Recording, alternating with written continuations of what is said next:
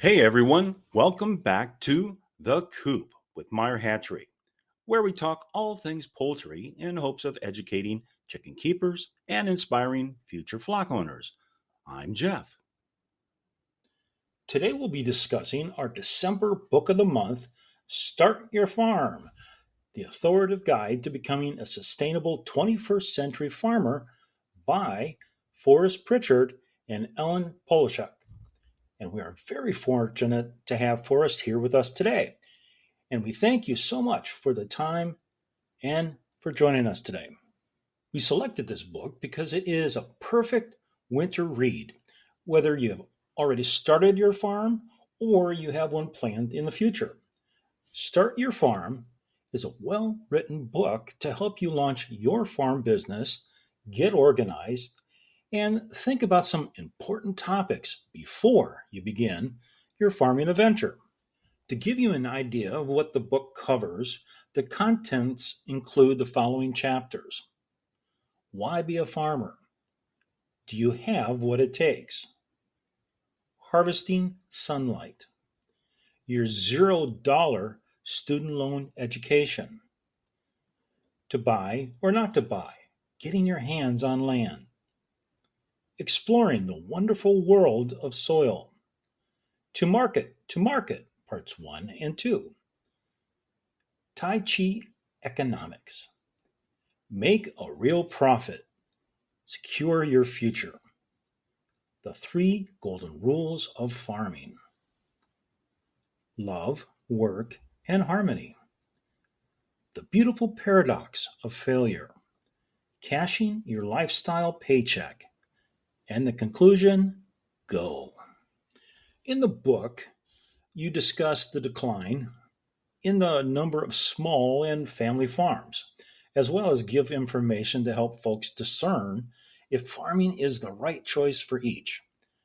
So that one who is seriously considering becoming a farmer can assess his or her skills and situation to help decide if this would be a good fit before proceeding. And with this in mind for us, how would you encourage young people to become farmers or homesteaders? Encouraging young farmers, such an important question.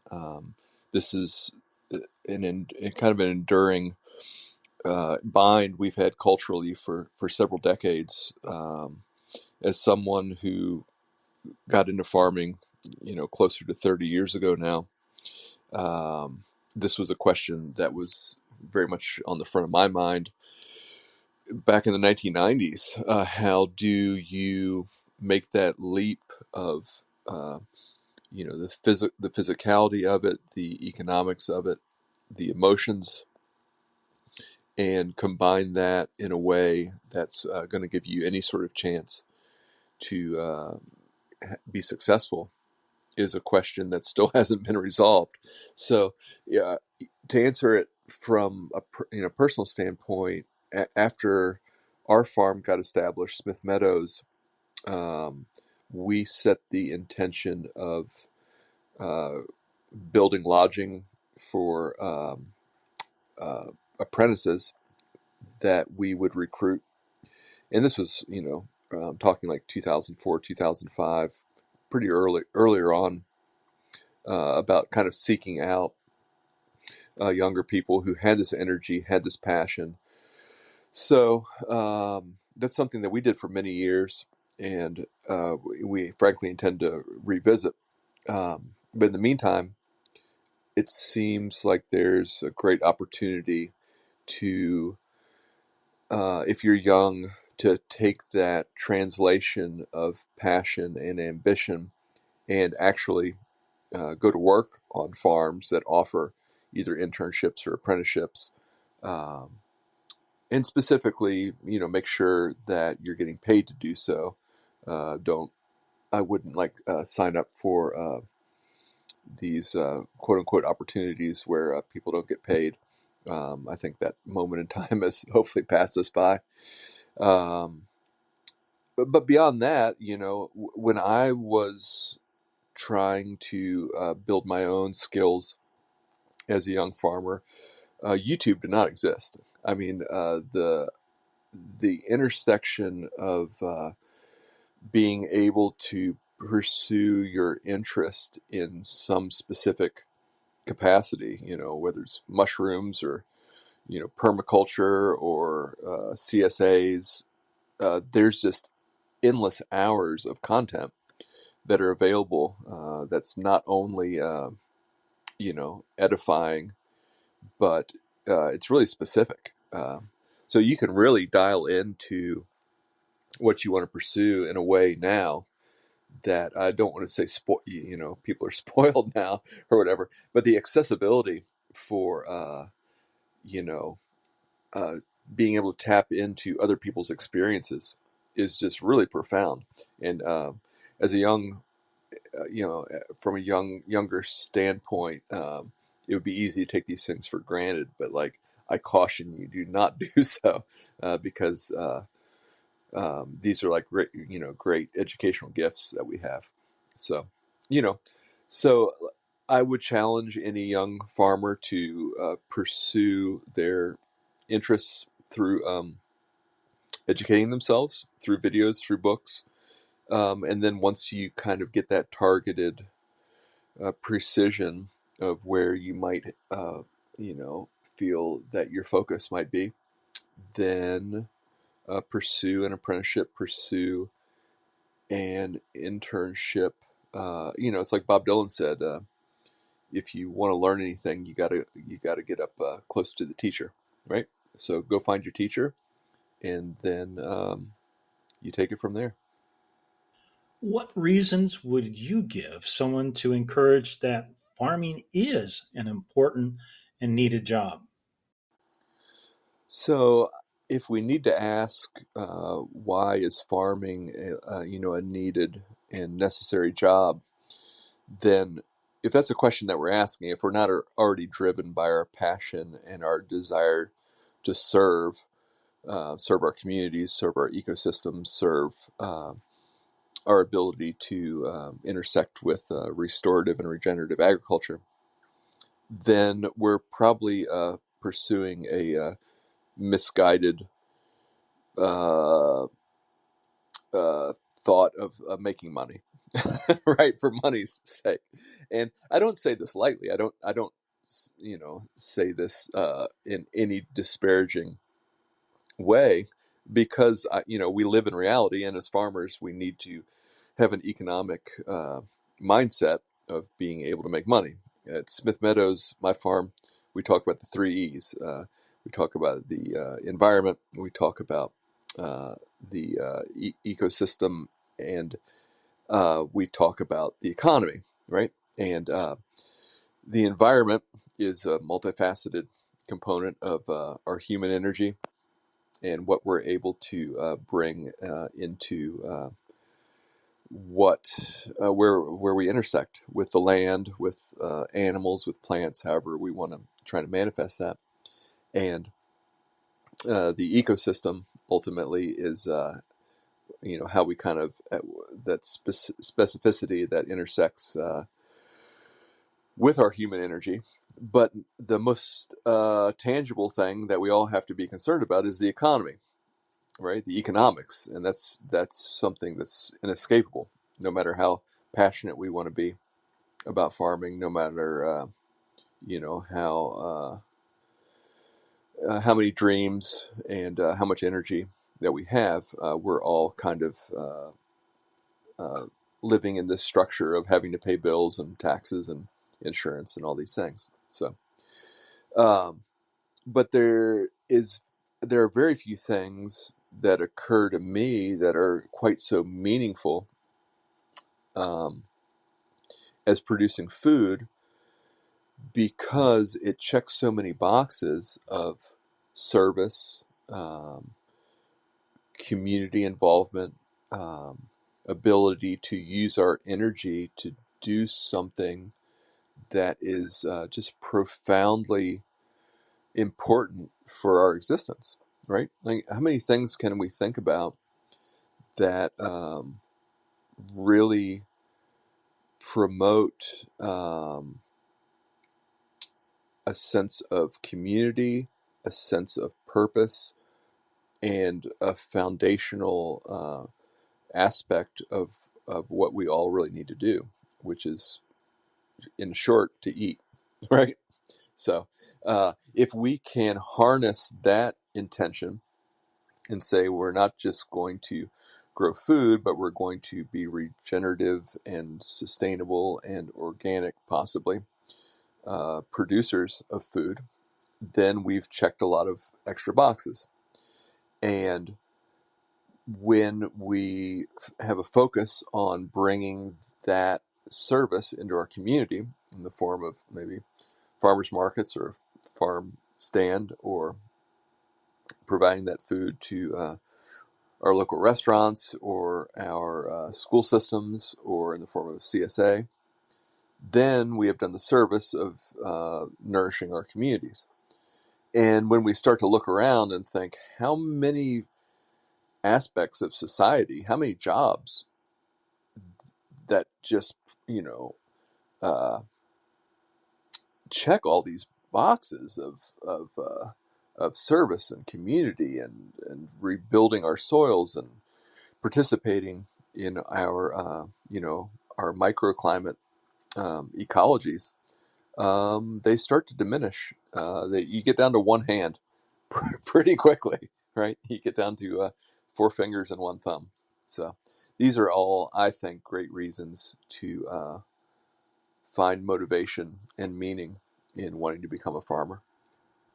The chapter Harvesting Sunlight begins with a basic description of photosynthesis.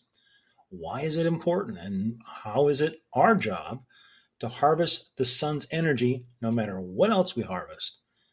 Seasonality, diversity of crops, infrastructure, and the amount of human energy and time needed, seasonality, are discussed, as well as possible downtimes depending on the type of farm one might have. After considering these types of needs, is there anything that you would see as the largest hurdle or hurdles to getting started? And how would you suggest overcoming those challenges for future farmers of any age? Yeah. So as to hurdles, there's several things that come to mind, but primarily, if somebody's going into farming, they're not lacking in interest, they're not lacking in passion, they're not lacking in ambition. These are the kinds of things that spark us towards a life of greater meaning. And I don't say that lightly, because the kind of person that's likely to be pursuing the great endeavor of a life in farming is going to have a great abundance of passion and motivation and desire, because the odds are just atrocious, right? The odds, like the challenges, are formidable.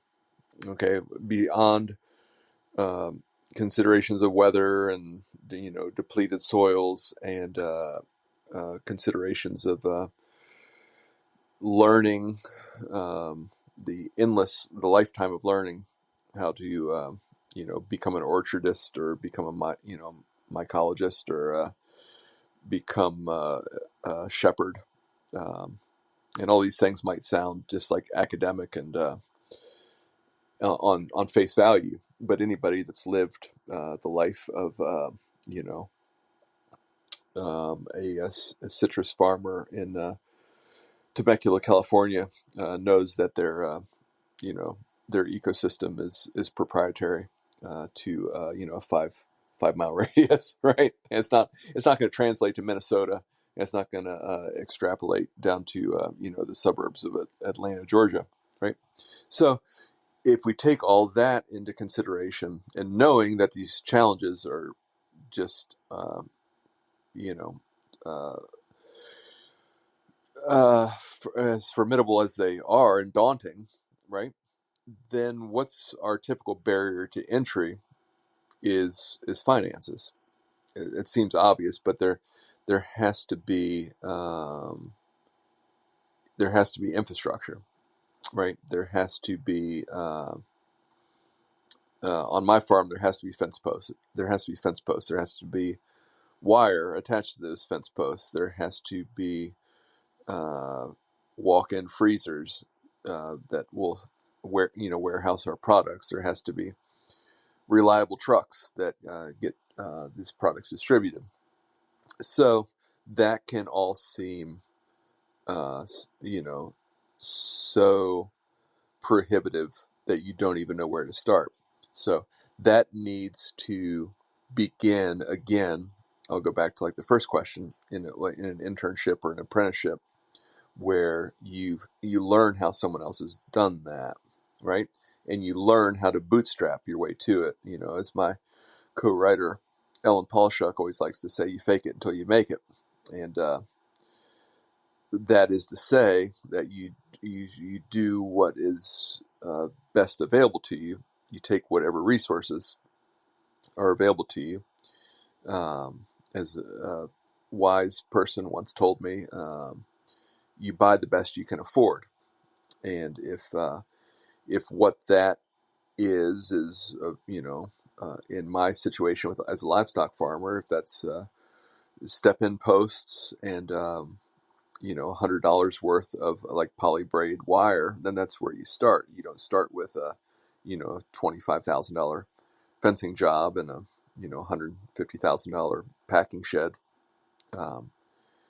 You take these things as you're able to, and that provides things such as thrift and moxie, where you get to intellectually challenge yourself to live within your means and allow the business to grow, allow your customer base to find you, allow yourself to become resilient, to become challenged, and not overextend yourself in such a way that you get eaten up with debt and bills and you cut yourself off before you're even able to start. It seems that you like to teach market farmers to price fairly by including building a return on the market value of land and resources into their goods. On page 74, it says, this is a different type of farmer entirely, one who insists on accounting for all investment costs and has figured out a way to pass along an authentic price for the cost of production. They grow food on a scale that suits their own acreage, climate, geography, and personal abilities, regardless of what politicians or policymakers suggest they should. They connect directly with their communities, forging relationships that buoy them through economic turmoil. So, along with pricing fairly, if you could give financial advice to someone starting a farm, what would you say is the most important piece of advice you could give? Yeah, this is such a great question, and something um, that not only have I devoted a great deal of time to, but I've had to live, right? I've had to live this experience. So, one piece of financial advice is truly to live within your means. I think that it is, you know, I have a great deal of sympathy and understanding that we have these passions and we have these drives to uh, want to read a bunch of books and watch a bunch of videos and suddenly manifest, you know, a farm that's serving 500 customers uh, from year one, and that is a recipe that is 99.9% headed towards disaster, right? Because the nature of farming, and especially organic slash sustainable slash regenerative endeavors, uh, there is such a curve of needing to understand to build a relationship with the land, with building the economics of finding your customer base. All these things take time. The universe tests us, and that gets compounded when we're farmers because there are so many data points of consideration, irrespective. Like, pick a random enterprise. Let's say we're going to grow blueberries. Well, where in the country are we growing blueberries, or let's say brambles, let's say fruit, uh, small fruits? What's our soil type? How does our soil need to be amended? What is the migratory patterns of birds that are going to devastate our harvest, right? What is our ratio of stink bugs to the raspberries? And I'm not like I'm not even like a brambles person. Like I'm literally a livestock guy. Um, so these are just like the top, a few considerations that come in, and then to say, oh, we're just going to take out a loan, even if we could get a loan for $100,000, $250,000, just so we can pay for not only from an emotional standpoint, these learning opportunities of, you know, what are how is the weather going to like devastate our crop? Is it going to wipe us out this year? How drought resistance?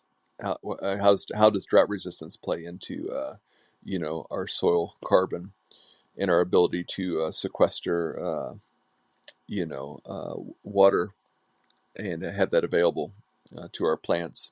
Because ultimately, um, having water is a great limiting factor in practically any endeavor that's going to be translatable, probably for like 99% of whatever we can conceive, up to and including honeybees, right? So uh, building into finances slowly is absolutely critical, and that's kind of irrespective of even being able to get a loan or whatever our personal resources happen to be that maybe we could translate into giving ourselves a loan, like any small business is likely to have to do to start with, and farming is not excluded from that. But to minimize the advice I would give ultimately, this is all context to say, the advice I would give is to grow slowly from an economic standpoint, so you can give yourself the elasticity to make mistakes, to learn without just financially, sabotaging yourself is really important. Along with pricing fairly, how do you determine the best products to market for your area and then make them profitable too? Yeah, so determining what products are best for where you live, I want to say, is literally a chapter in Start Your Farm. I think it might be two chapters actually. I think we have to market, and then to market part two. And to market, if I recollect correctly, is followed by an exclamation point. Uh, because it is a great opportunity to be enthusiastic, because it's a journey of discovery, right? So this is really where our passions get to flourish. Okay, um, you get to discover what really speaks to you, what you want to grow, and then you get to experiment with your ecosystem. Right? Is that a quarter acre? Is it 500 acres? Um, that seems like a gulf of spaciousness between those two, but a tremendous amount of food can be grown on a micro level, and frankly, not that much food can kind of ironically be not grown on a very huge level, right? So it all depends on really what our skills are and what our soil types, our topography, our elevation, our average rainfall, our um, climate, right? Our temperatures uh, provide us, and that's before we get into cation exchange capacities and pH and you know levels of NPK and all these sorts of things. Beyond, do we live 300 miles from the closest town of 250,000 people, or do we live on the outskirts of a major metropolitan area, or do we um, live near a college town, where we might be able to supply to farm to table restaurants. So all our individual circumstances are going to just greatly impact what and how we're able to get to market in a way that's pragmatic and sustainable for our respective productions. So that's really one of the ultimate joyful aspects of not. I'm not. I'm going to take this. I'm going to back up and say, not living this, not figuring this out, but looking back on it, like sitting with your feet propped up in front of the fireplace in December, and looking back to figure out all the incredible amount of details and moving data points that go into figuring out how to get our products to the people that want them in a way that is makes economic sense for us, is a great mystery that only gets revealed, um, you know, with frankly years of hindsight. So, what you might not know that you're signing up for is a incredible amount of satisfaction that you will have to defer for quite some time. So if that's not discouraging you, then by all means, I encourage you to get straight to work. Your book is loaded with information to help the market farmer start and run a profitable business. You've covered topics relating to both the market farming business and lifestyle, its benefits, and the areas that might be struggles for someone. So, we'd like to know, what is the most enjoyable part of farming for you? The most enjoyable part of farming, that's going to be a couple of things. So no one operates in a vacuum. In so much like farm, like, let me back up and say this. So farming is a very it can be very insular. It can be deeply meditative and isolating in its way, but the nature of farming, unless you are being a subsistence farmer for yourself, is to um, foster the land in such a way that it creates abundance, and you get to share that with people. That's the beauty of farming, right? So, what's the key of that? Is it abundance? Yes. Is it fostering? Yes. But it's people. You get to share this with people. So, one of the most marvelous, and kind of unexpected aspects of farming for me has always been, um, cultivating, pun intended, friendships and relationships, um, be that with customers, with community, people that you're either uh, come to the farm, or we they find us at farmers market, or however they manage to track us down. That's part of their story, and then we get to share those stories. And over the years, having apprentices on our farm that I now get to see be farmers in their own right through, vectors such as Instagram and social media, and get to see them thriving and have their own fan base is remarkable.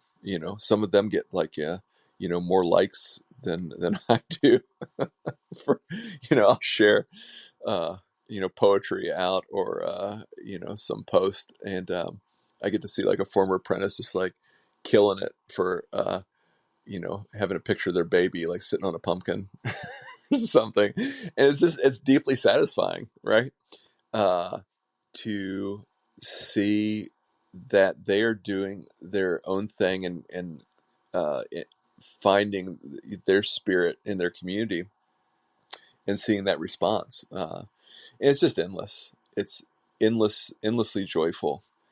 Um, one of our former apprentices came back to be our farm manager and has got to build has gotten the opportunity to build out his skills in having an assistant manager and having his own crew.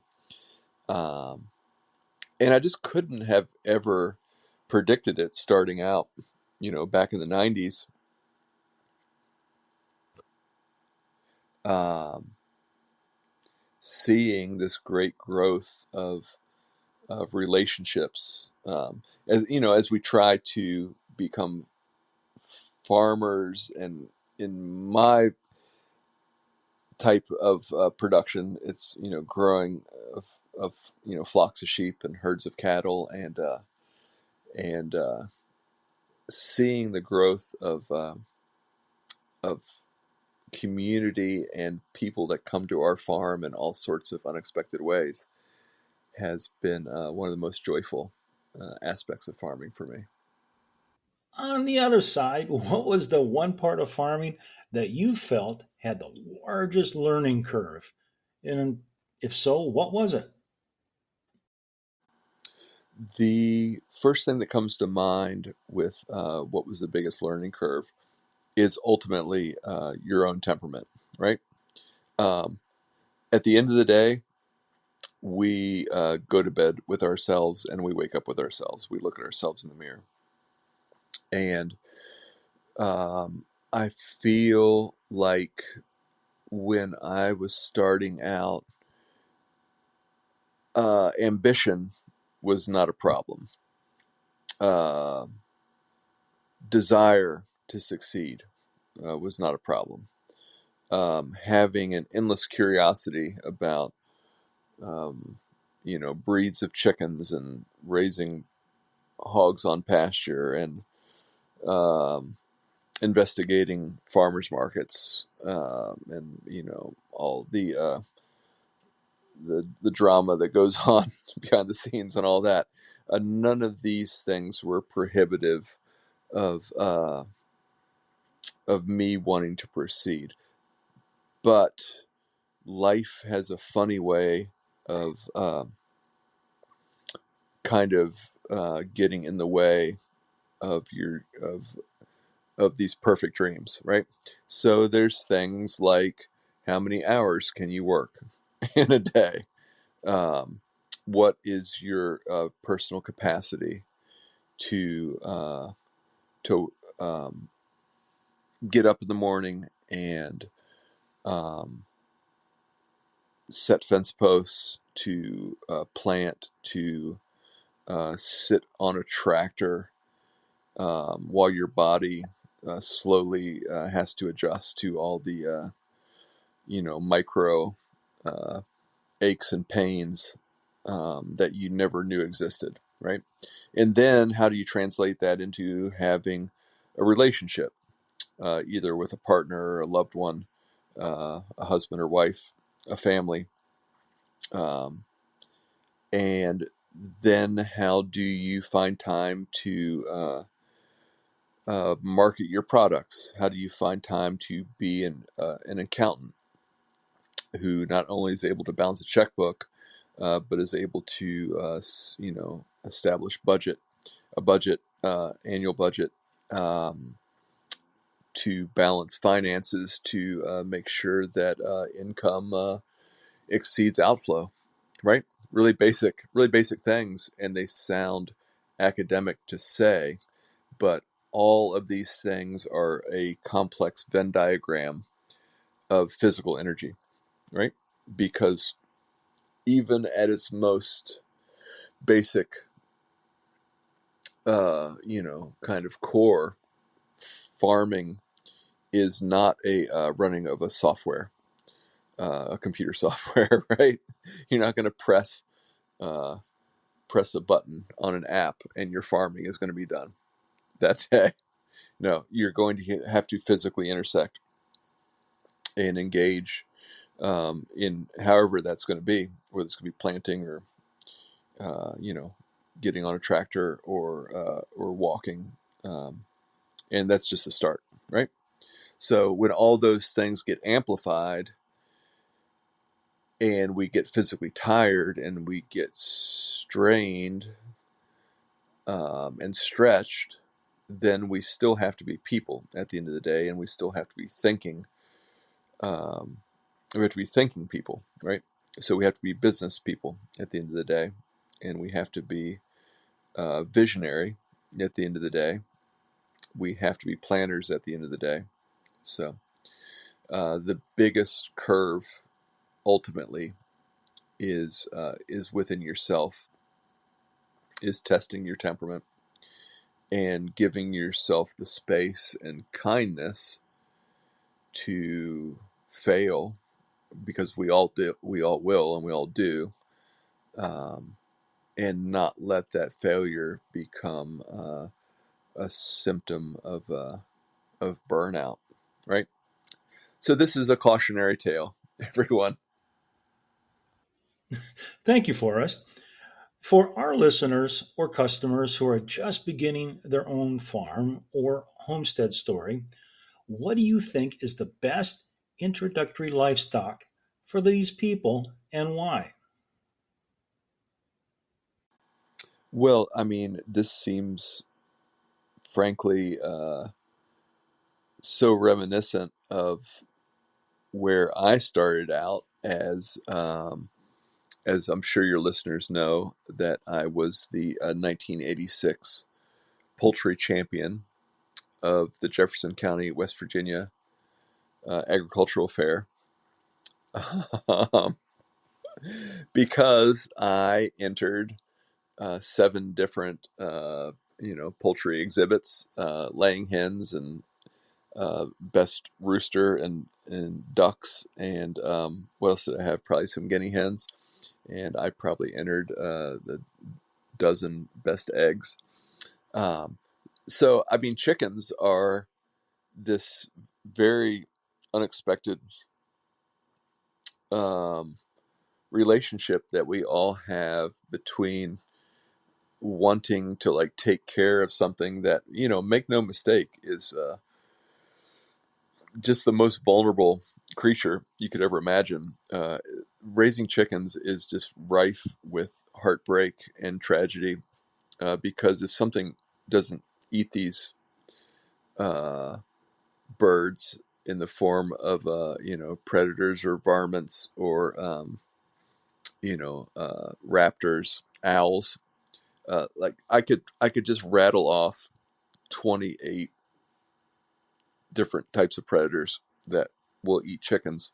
If they don't, if these predators don't ensure the demise of chickens, then the chickens themselves will happily undertake to find ways to kill themselves, right?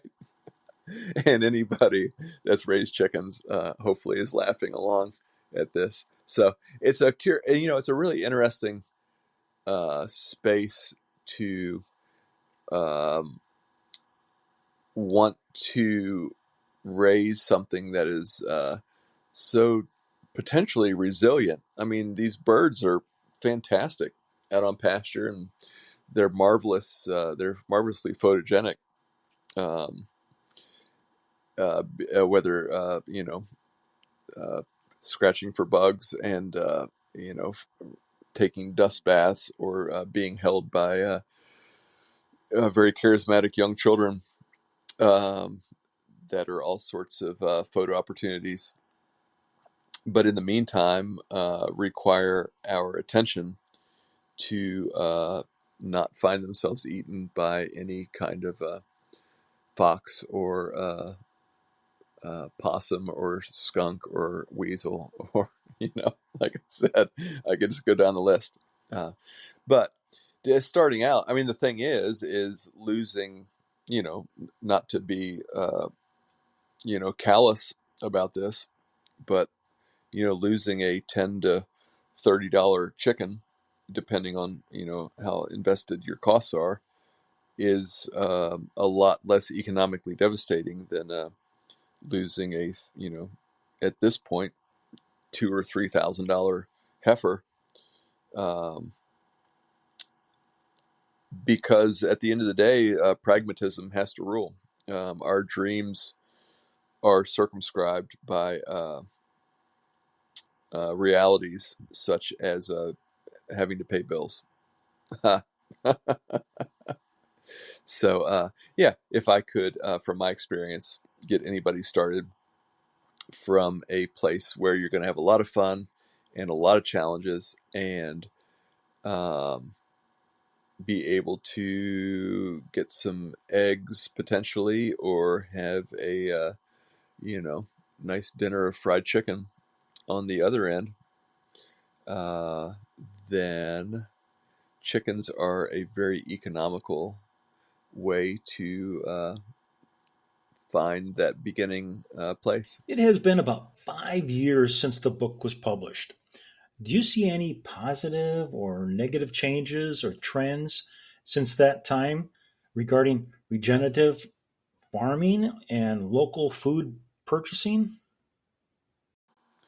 Right. So it's been about 5 years since Start Your Farm was published. And when Ellen and I endeavored to write this, it's tricky, to try to share information in an ever evolving uh, landscape of how we learn and what's useful to know, right?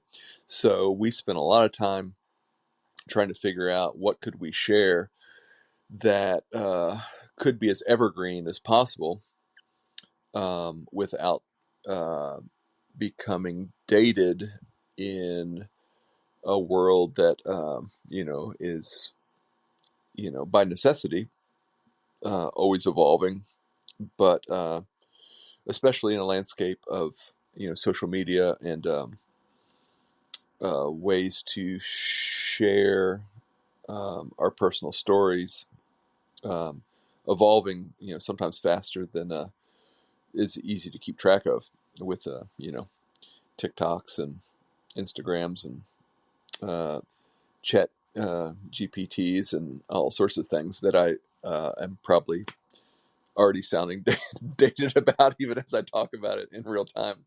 Right? That's the nature. That's the nature of the beast. Um, so, what has changed in those 5 years is, I think, um, uh, for the positive is like, and this is not intended to come across as like any sort of humble brag, because I delight in seeing um, things that, like, I've been doing for 20 years and I never had the wherewithal. And this is easily historically documented because I don't have a great social media presence. It's just nothing that's ever really spoken to me, or I never did a podcast, or I focused on the farm and I focused on writing some books to share some of this content. But to see some things that we've been doing become just widely and wildly successfully adopted, and I get to see this on these social media, like on videos, and they're very clever. You get to and again, I'm going to sound dated by saying this, you get to superimpose music on it. You get to stick video on top of video and have like running commentary, and you get to embed text, all this flow, which is presumably not that difficult to do, but it's deeply satisfying to witness how engaging this content is for customers who might not otherwise be persuaded to pay attention to things like sustainable agriculture or regenerative permaculture, or certain types of obscure breeds or types of farming that just never would have penetrated the customer consciousness. And now I get to refresh my feed and see things popping up that are like that in so many ways, like, spiritually, vibrationally, is what I've taken great personal satisfaction in for decades. And now some clever person who is taking the initiative to share this content just got like 10,000 likes on it. Um, it's a rising tide that lifts everybody's boat in ways that I continue just to marvel at. Forrest, we'd like to thank you very much for giving us your time today. It has been a pleasure to talk with you. Is there anything else you'd like to share with us about yourself or your work?